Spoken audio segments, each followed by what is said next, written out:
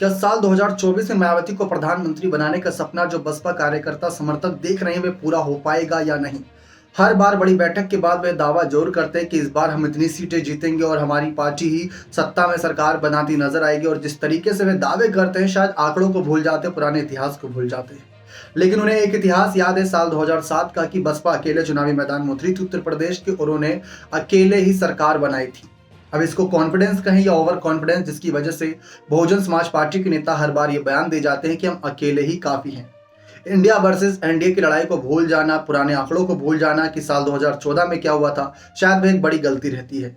लेकिन एक बसपा को कह सकते हैं उम्मीद की किरण नजर आ रही है कि हो सकता है कि भाजपा और कांग्रेस की नीतियों से परेशान होकर जो जनता बदलाव चाहती है वे किसी तीसरे विकल्प की ओर जाए और मायावती को उत्तर प्रदेश, उत्तराखंड और अन्य राज्य जहां जहां उनके प्रत्याशी उतारे जाएं, बिहार, अन्य राज्य जैसे कि वहां पर उनको अच्छी खासी जीत मिले या वोट परसेंटेज उनका बढ़ता नजर आए। ये किन हालातों में हो सकता है? या तो कांग्रेस की बहुत ही ज्यादा गलतियां गिना दी जाएं और भाजपा की बहुत ज्यादा गलतियां गिना दी जाएं, उसके बाद अगर वोटर्स का मूड बदला तो वो बात अलग होगी। लेकिन अगर देखा जाए तो बसपा का जीत पाना ना के बराबर चांसेस हमारा ही नहीं बल्कि कई विश्लेषकों का भी कहना है। लेकिन एक उम्मीद अब भी है और वो उम्मीद क्या है उस पर चर्चा करेंगे। दरअसल बहुजन समाज पार्टी की तरफ से मायावती ने साफ कहा था कि साल 2007 की तरह अगर निष्पक्ष और ईमानदारी के साथ चुनाव हुए तो हमें सरकार बनाने से कोई नहीं रोक सकता। साथ ही साथ उनको ये भी आश्वासन, ये भरोसा है कि जो भाजपा और कांग्रेस ने लगातार, पहले हमने देखा साल 2004 से 2009 में भी कांग्रेस यानी यूपीए की सरकार बनती आई। मनमोहन सिंह ही 10 साल तक प्रधानमंत्री रहे थे, उसके बाद 10 साल अब नरेंद्र मोदी प्रधानमंत्री रहे।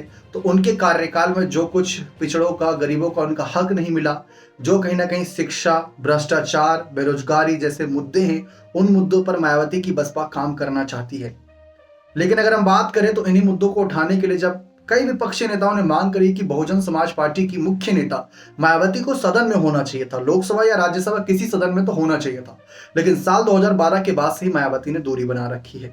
साल 2017 में आप सभी ने देखा होगा क्या हालात बने थे, कैसे मायावती का इस्तीफा हम सभी ने देखा था। उसके बाद खबरें भी इस ओर इशारा कर रही थी, मीडिया रिपोर्ट्स में भी लिखा हुआ है कि जब तक भाजपा किसी भी सदन का हिस्सा है, जब तक केंद्र सरकार है सदन में भाजपा की, तब तक वह सदन का हिस्सा नहीं बनेंगी। अब उस सरकार को हटाने का जब अब बड़ा मौका बनना है कि अगर मायावती विपक्षी दल का साथ दे दें तो कई विश्लेषकों का यह मानना है कि उत्तर प्रदेश में बहुत बुरी तरीके से भाजपा को पछाड़ा जा सकता है। लेकिन इसके बावजूद मायावती विपक्षी दलों का साथ नहीं दे रही। बहुजन समाज पार्टी के हालिया नेता जो प्रदेश अध्यक्ष विश्वनाथ पाल ने साफ कहा कि हमारी पार्टी आने वाले लोकसभा चुनाव में 60 से 65 सीटों पर चुनाव जीतेगी। अगर हम बात करें तो बसपा में पिछले अगर 10 सालों के इतिहास को उठाकर देखा जाए, 10 ऐसे बड़े नेता हम बता सकते हैं जिन्होंने पार्टी को अलविदा करा। अगर उसमें 3-4 नामों को मुख्य रूप से बताएं तो वे आप उनमें स्वामी प्रसाद मौर्य की बात कर ले, हाल ही में अगर हम देखें दानिश अली, इमरान मसूद, उससे पिछले भी कई ऐसे नेता रहे जो बूथ स्तर तक अपनी पकड़ को बना के रखते थे। लेकिन एक के बाद एक उन नेताओं का पाला बदलना पार्टी को बहुत चुभता नजर आया। बृजलाल खाबरी जिन्होंने कांग्रेस को अभी तक चलाया, प्रदेश अध्यक्ष पद संभाले रखा था कांग्रेस का, वह बसपा के ही नेता थे। ब्रजेश पाठक की बात कर ले, ओम प्रकाश राजभर की बात कर ले, ये सब बसपा के ही कभी नेता थे। लेकिन आज दूसरी पार्टी में जाकर बहुत ताकत बढ़ा रहे उन पार्टियों की। काफी बसपा नेता, काफी सपा नेता, काफी कांग्रेस नेता इधर से उधर हुए, जिसकी वजह से पार्टी भी डामाडोल हो गई।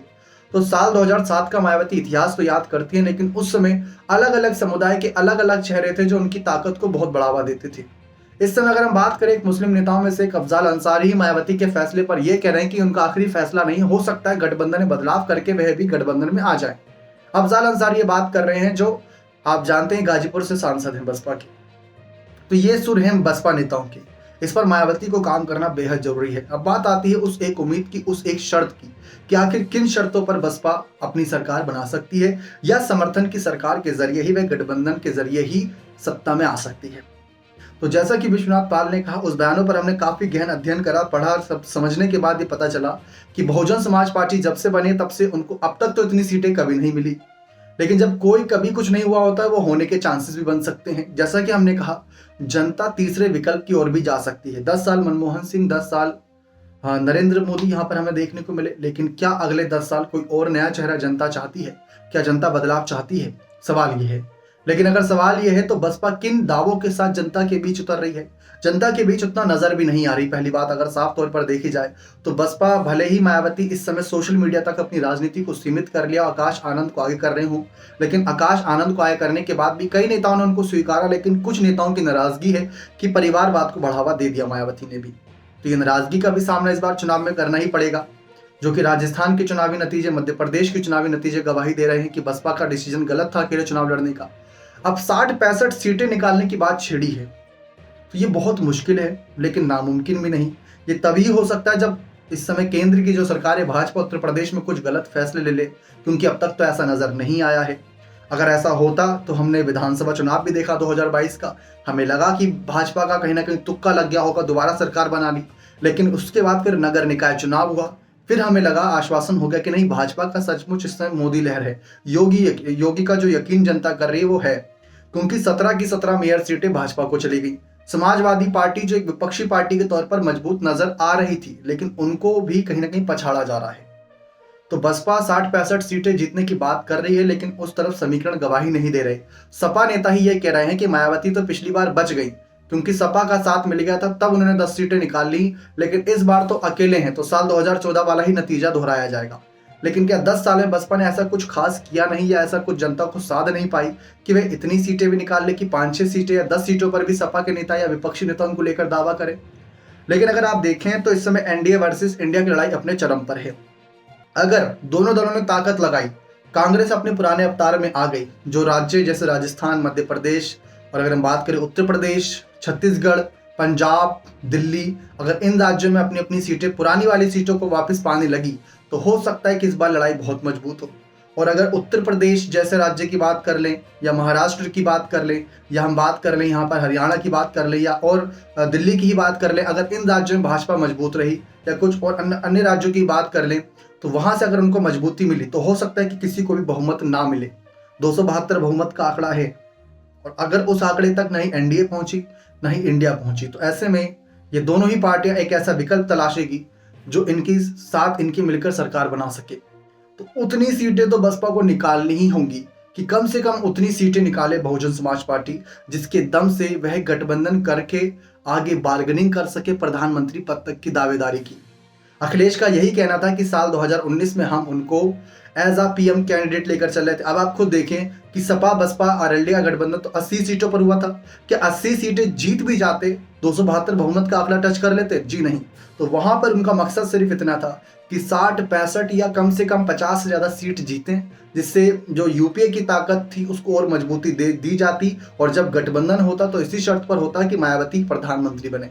कुछ राज्यों को उदाहरण आपको देते हैं। महाराष्ट्र जाएंगे तो आपको पता चलेगा एकनाथ शिंदे के पास 40 ही करीब विधायक है, लेकिन मुख्यमंत्री है। वहां पर बहुमत का आंकड़ा अगर आप देखें 288 टोटल सीटें हैं, 145 प्लस बहुमत का आंकड़ा है। उनके पास तो 45 विधायक भी नहीं है, लेकिन 40 विधायकों के साथ ही वह मुख्यमंत्री बने हुए हैं। तो यह ताकत होती है।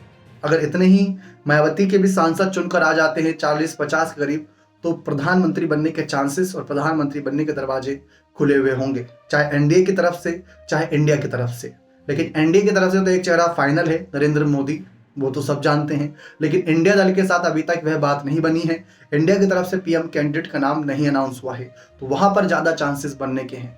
और इंडिया दल तो चाहता भी एक दलित प्रधानमंत्री, ऐसे में वहां पर भी आसार बन सकते हैं। क्या आपको लगता है कि बसपा का जो ये मकसद है इसमें पूरा हो पाएगा या नहीं? अपने कमेंट सेक्शन में जरूर रखिएगा। बहुत बहुत धन्यवाद।